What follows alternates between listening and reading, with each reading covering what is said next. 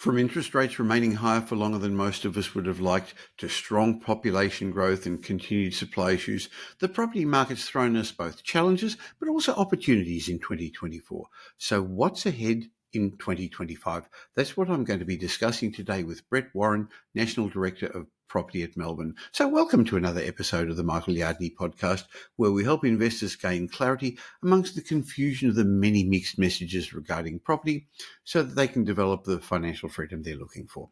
And together with Brett, today I'm going to unpack the major shifts we've seen in property in 2024, and we're going to explore what these mean for investors and for homeowners, and we're going to discuss the outlook for the year ahead. So I hope at the end of today's show, you'll have a little bit more clarity on what lies ahead.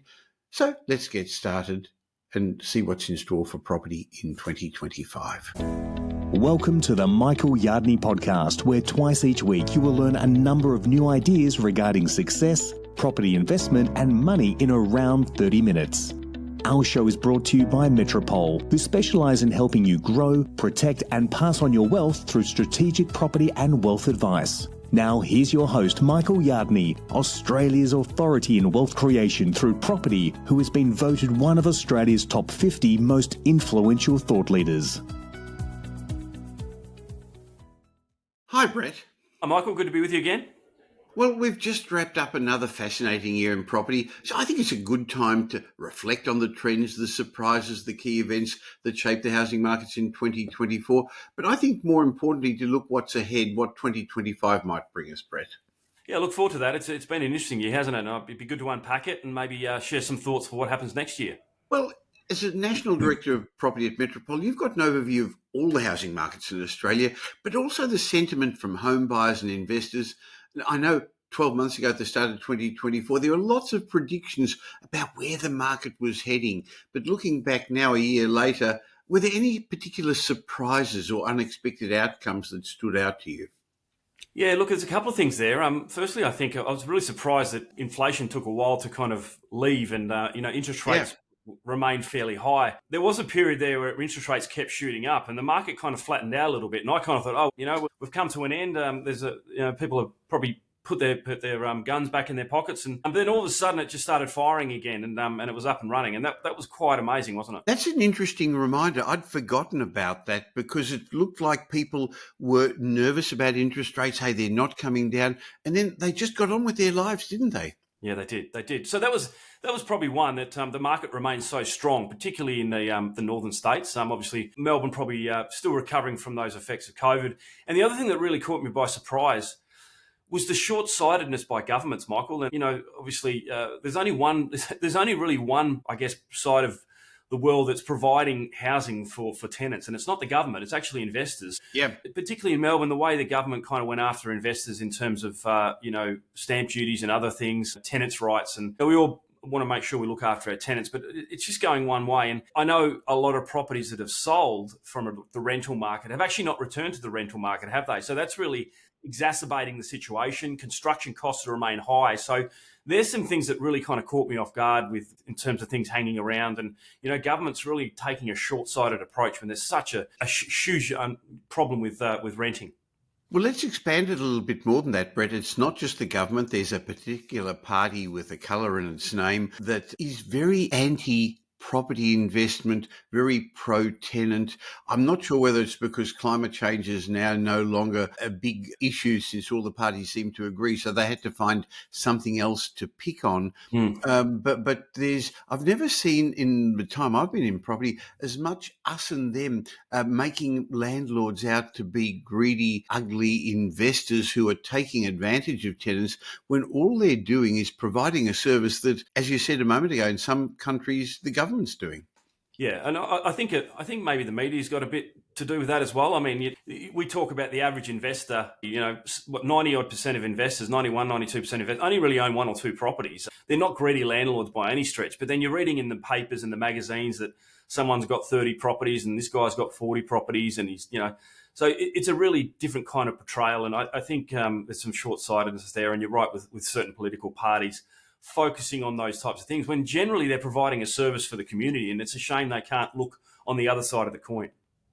Well, property investors pay their fair share of tax. Yes, they get tax deductions, benefits, depreciation, and maybe capital gains tax allowance, but they pay stamp duty, they pay rates and taxes, they pay insurance, they pay interest, and that makes the banks make money and the money go around. And they provide a service because around a third of Australians rent, not always because they can't afford to buy. Interestingly, I just saw the statistics for the end of last year. There was about 540,000, according to CoreLogic, property transactions last year in 2024. And interestingly, about 20% of them were first home buyers. So there was 110,000 or so first home buyers in the market last year. So people are still getting into the market, and it's not investors who are stopping them. Sure, I guess that was a bit of a surprise what the government did. And I think it was really a year of resilience, as you said, despite all the economic headwinds. I'd like to get your take on what do you think was driving this resilience? Yeah, look, Michael, I'm an economist at heart, so I bring it back to supply and You've demand. even got some economic qualifications behind you, which I haven't got. I do, and I really like economics. And for me, it comes back to supply and demand. There's a huge amount of people coming to the country now, and even Melbourne, those people have returned to the country. Then sure, they're not buying yet, but that will come once they settle. And the level of supply is just gone. I look back at 17, 18, 19, particularly in Brisbane, we had massive oversupply issues with apartments. Didn't you? Yes. Yeah, Melbourne had similar things. I guess Sydney's was probably absorbed a little bit quicker. And now here we are, kind of 5 or 6 years later, it's done a complete 180. There's no properties coming out of the ground. There's no availability of land being released.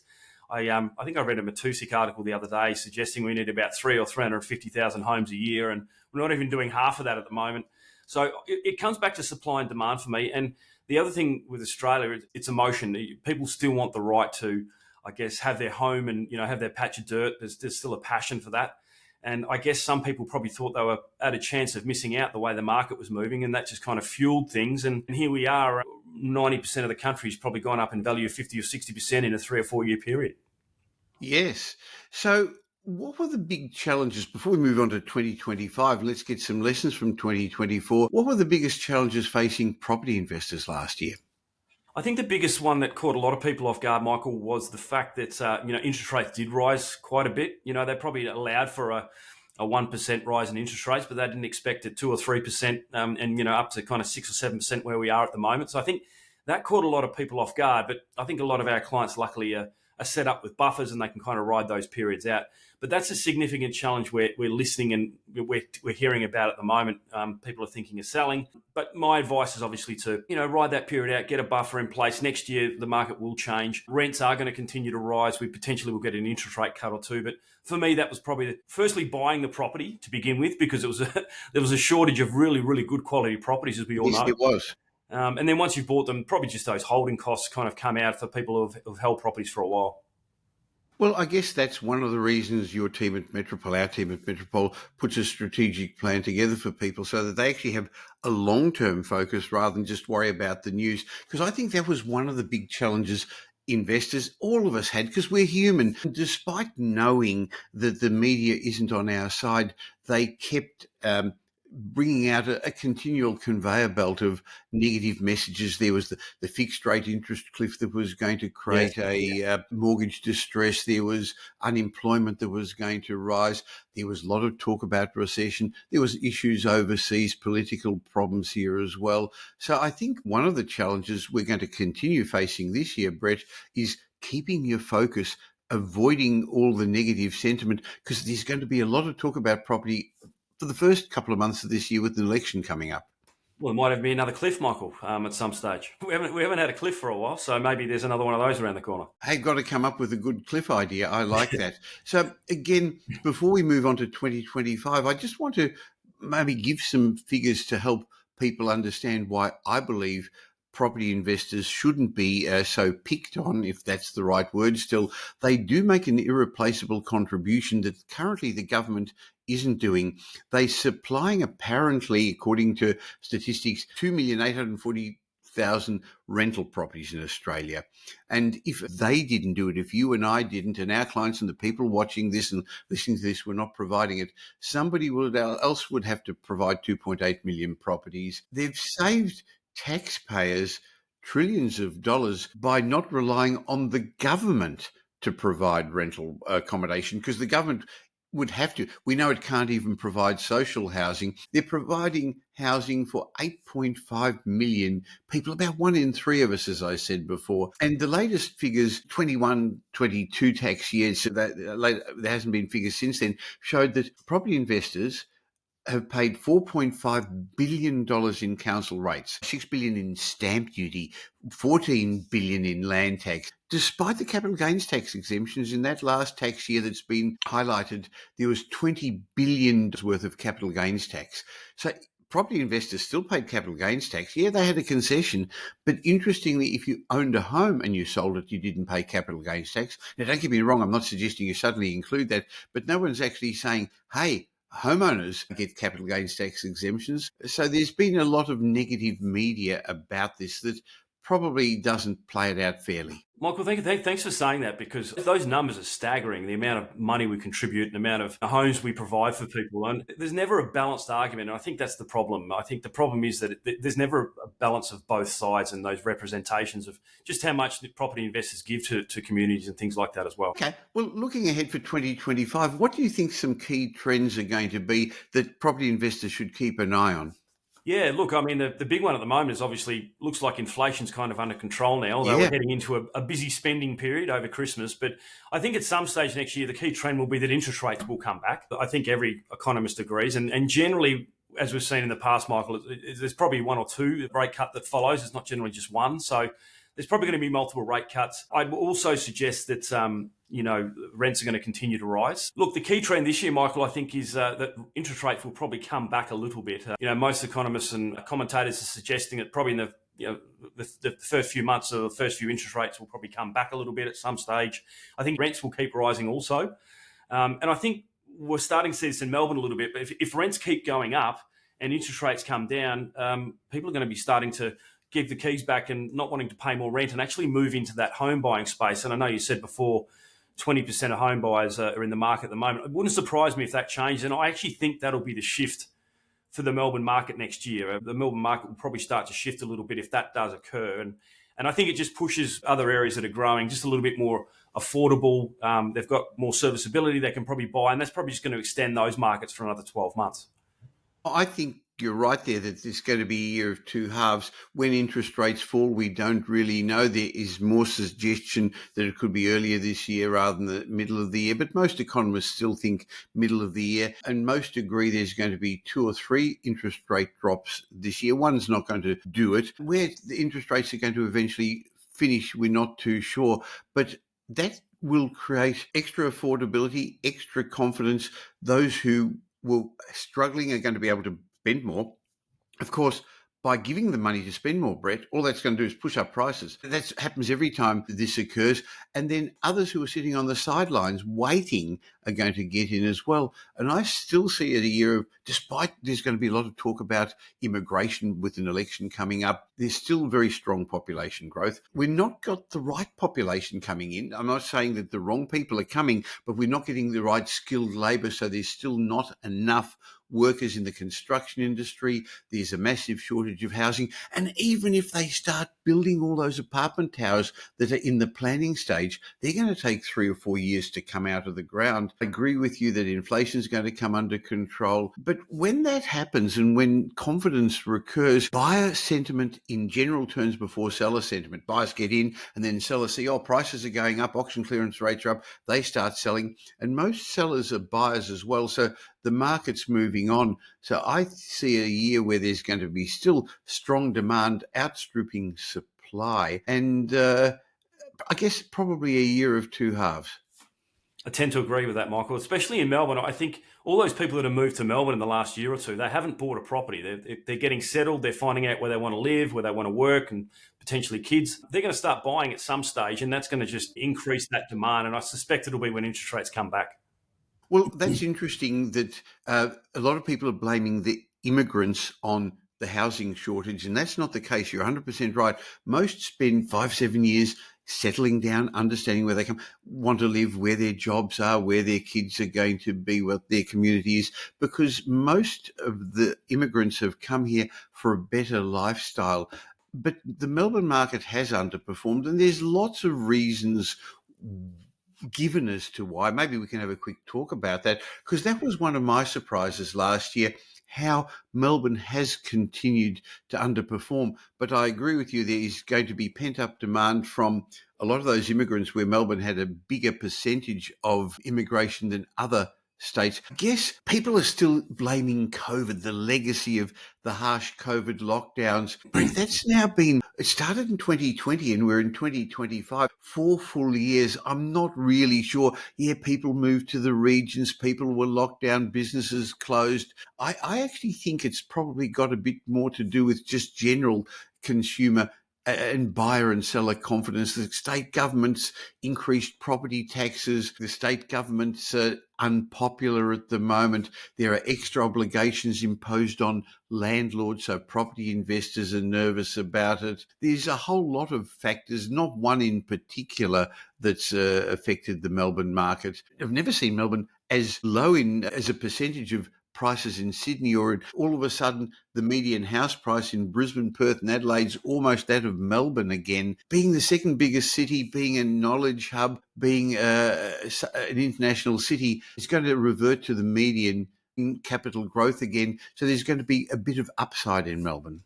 Yeah, I think so. I think also, Michael, you mentioned a really important word there, and people like myself, economists and finance people and things, they don't understand confidence. They don't understand the desperation for property and the way that people turn on a dime to buy a property. And I think that's something that's very, very underrated. And you're probably on the money there. I mean, there's a lot of factors in Melbourne, but we start to see a lot. The confidence has been kicked out of the sales down there. Well, you've already suggested a couple of emerging trends with first home buyers getting back into the market. Any other demographic trends? I know you and I enjoyed listening to and learning from Simon Kirstenmacher about demographics. Oh, by the way, maybe that's a really good chance for me to give a shameless plug for joining Simon, you, me and a swag of property experts at Wealth Retreat in May. I know we've already spent a bit of time talking about that, and you're going to be going into digging very deeply into how we do research and all the websites, all the information. Maybe you can just share a little bit about what you're going to talk about at Wealth Retreat.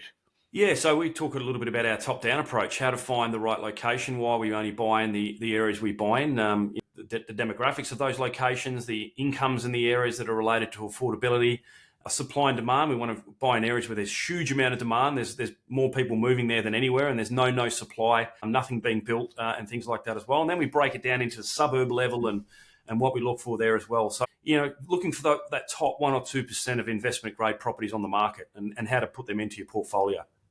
Well, we're going to dig into how and where you do the research and the thinking behind it, plus a lot more. I mean, Wealth Retreat's aimed at where you're going to be in 5 years' time. And interestingly, that's going to be 2030. So it's to design the best 5 years of your life. And Ken Race is going to talk about tax and getting your structuring right so you can pass wealth on safely to future generations. Simon Kirstenmacher is going to be talking about demographics. Greg's going to be talking about property development, because a lot of the developers, a lot of guests at Wealth Retreat want to get involved in property development. Anyway, go to wealthretreat.com.au, express your interest. You can't book in. We chat with everybody to make sure it suits you. And I'll give you my personal guarantee that if your attendance will be backed by my guarantee. I'm happy to give that, because no one's ever asked for their money back, Brett, have they? No, definitely not. So moving forward into 2025, are there any particular areas or regions of Australia that you think might offer a better opportunity? Look, I think, if you're buying at the start of this year, I don't think you're going to be disappointed wherever you buy. I think by the end of the year, if things play out like we have done, I think that'll happen. But I think towards the end of the year, most markets will probably start to come back a little bit. I think affordability will play a part. So looking ahead, I see Melbourne as a real opportunity. I think this year, particularly if it does start to shift and change a little bit. And we've often spoke about different demographics. I spoke about kind of the first home buyers before, but I think the baby boomers are also going to start to play a key part in this decade, which is what Simon Kirstenmacher was talking about. So looking for the downsizers and where they downsize and what they wish for. And, I know in Melbourne there's going to be a lack of apartments being built because construction has gone up and property prices haven't. So there's a period of 4 or 5 years before that will correct. And they'll want to live in, areas close to where they're living now. They don't want to do a sea change or a tree change. They want their doctor, their dentist, their coffee shop and their favourite restaurants. But they're probably going to want to buy something small, all on one level, something like a villa in Melbourne, Michael, rather than an apartment. Can I correct you, Brett? Yes. I'm a baby boomer. We don't downsize. Right. We right size. Right side. Very, very different. Don't offend the baby boomers listening to this, Brett. Sorry, baby boomers. I apologise for that. So looking at what they're going to right size to is going to be particularly important. But I know they don't want the big 4 or 5 bedroom home with the backyard where they've got to mow the lawns and stuff. So they're looking for something low maintenance, like a villa or something like that. So I think that's a great way to position yourself in the next 12 months for that. Sure, I agree with that. And there's the millennials who are going to be moving out of apartments into homes in the middle and outer ring suburbs as well. Okay, are there any specific risks or pitfalls you believe investors should be cautious of in 2025? Yep. The biggest pitfall I would be wary of is start playing defense rather than offense. And what I mean by that is you could have bought anywhere 5 years ago. Good sporting analogy. I know you love your sport, Brett. It is. Buy from a defensive position because you could have bought anywhere 12 months ago or 4 years ago and you're in front. But the next 5 years are going to be very, very, very different. So there's going to be a fight to quality. Home buyers are going to drive the market. So making sure you get into markets, getting back to basics, sticking to capital cities, looking at supply and demand ratios. Also people's incomes. We've gone through a period where people are probably overextended. There's probably 4 or 5 years now where they've got to, make the mortgage repayments, get ahead where they are. And it'll happen a lot quicker in areas where there are higher incomes. The market will recover quicker and people will be able to buy and pay more for properties quicker. So be defensive, get back to basics this year. That's my tip. I think that's a good point about locations, because one of the things that's going to drive the property markets in 2025 is those people who've got equity in their homes, and that's the downsizers, as you said, the right sizers, the baby boomers, or people who've at least paid off half their home who are now wanting to upgrade to the next level. Interestingly, over the last couple of years, over 20% of all transactions occurred without any mortgages at all. So the wealthy Australians are going to drive the market in 2025. And also they're going to help their kids get into the market as a part of the bank of mum and dad, Brett.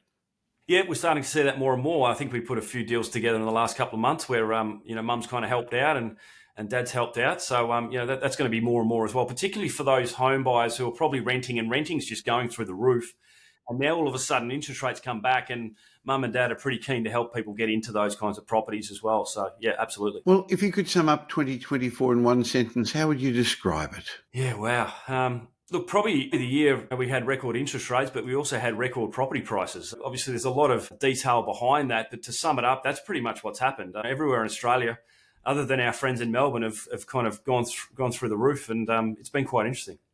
It has, hasn't it? It's been a very fragmented year. Any other advice or insights you want to share with listeners and viewers as they plan their property strategies for the year ahead? Yeah, no, look, I mean, as I said before, just, begin with the end in mind, be a little bit defensive, make sure you've got a buffer in play. There's always an X factor around the corner. And, I guess now's a good time to probably seek advice from people who have been through this time of the cycle before. You've been through this time of the cycle a few more times than I have, Michael. But, a good opportunity to kind of work with people who have done this and set yourself up for the next opportunity. I think that's great advice. Don't try and do it on your own. Be careful who you listen to. And sure, we've got a vested interest, but we'd love you to work with the team at Metropole, because we're much more than just buyer's agents. We help our clients safely grow their wealth, then protect it and pass it on to future generations through strategic property and wealth advice. We use very powerful planning software to help you plan to become the person you plan to become. And then we help you implement it with our range of services. And since we've got no properties for sale, it makes no difference to us whether you buy in whichever state you buy. And similarly, what suits you now may not have suited you 5-10 years ago, depending upon where you are in your journey. What suits you won't suit another client. And so we don't have a cookie cutter approach, do we, Brett? No, we certainly don't. Obviously, early days at the moment, but it's a really good window of opportunity to get your ducks in a row. It's going to be a very positive year this year, particularly the first half, and a good opportunity to do that and get your year off on the right note. So go to metropole.com.au and find out how we can help you and how you can be part of our journey together. Thanks for your time, Brett. Thanks, Michael. Now here's Michael's mindset message. Remember, a change in your thinking will lead to a change in your life. In my mindset message today, I want to share with you a lesson I learned early in life from my mentor, Jim Rohn. And he said, if you can change yourself, you can change your life. Jim Rohn said, life is about constant predictable patterns of change, and the only constant factor will be our feelings and our attitude towards life. Jim Rohn said, as human beings, we've got the power of attitude, and that attitude determines our choices, and our choices determine our results. Now, you've often heard me say before that your thoughts lead to your feelings lead to your actions, and your actions lead to results. So over the years, I learned that your outside world is very much a reflection of the inner world, and many of these things I learned initially from Jim Rohn. I also learned from him that life is like a changing season. The season changes. You can't change the seasons, he said, but you can change yourself. So Jim Rohn taught me the first major lesson in life is to learn how to handle the winters. And initially I didn't get what he was talking about because he said they come regularly right after autumn. Some are long, some are short, some are difficult, some are easy, but they always come right after autumn, and that's never going to change. And then I realised there are all kinds of winters. The winters when you can't figure it out. The winter when everything seems to go wrong. There are economic winters, social winters, personal winters. And then I got what Jim Rohn was telling me. Because wintertime can bring disappointment, and disappointment is common to all of us. So yes, I learned from my mentor, you must learn to handle the winters. You must learn to handle the difficulty, because it always comes after opportunity. And that's never going to change. So the big question is, what do you do about winters? Well, Jim Rohn said that you can't get rid of January because he was talking about America. But I guess I'd be saying to you, you can't get rid of June, July, August simply by tearing them away from the calendar. But here's what you can do. You can get stronger. You can get wiser. You can get better. Remember those 3 words I learned from Jim Rohn: stronger, wiser, better. The winters won't change, but you can. But before I understood this, I used to wish for summer when it was winter. When things were difficult, I wished it was easy. I didn't know any better. And then my mentor, Jim Rohn, gave me the answer from his unique philosophy. He said, don't wish it were easier. Wish you were better. Don't wish for fewer problems. Wish for more skills. Don't wish for less challenges. Wish for more wisdom. So that's the lesson from my mentor, Jim Rohn. If you change yourself, you're going to change your life.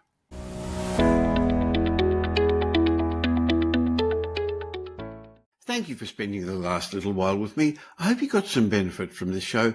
But before you move on to the next podcast you're going to listen to, let me remind you I have another show that I produce once a week with leading demographer Simon Kirstenmacher. We call that Demographics Decoded, where Simon and I unveil the trends that are going to shape your future. In my mind, this is a must-listen to podcast for anyone interested in property investment, but also for business people and entrepreneurs. So if you don't currently subscribe to Demographics Decoded, just please stop for a second and subscribe on your podcast app where you're listening to this, or on YouTube. And of course, if you don't subscribe to this show, the Michael Yardney Podcast, why not click the link that says follow or subscribe wherever you're listening right now. So twice a week, you're going to get benefit from my guests and me. Oh, and I'd like to ask you a little favour, please. If you did enjoy today's show and you know somebody who would also benefit, please tell them about the Michael Yardney Podcast and Demographics Decoded. There's a share button on every podcast app. On Apple Podcast, there are 3 little buttons at the top of the player.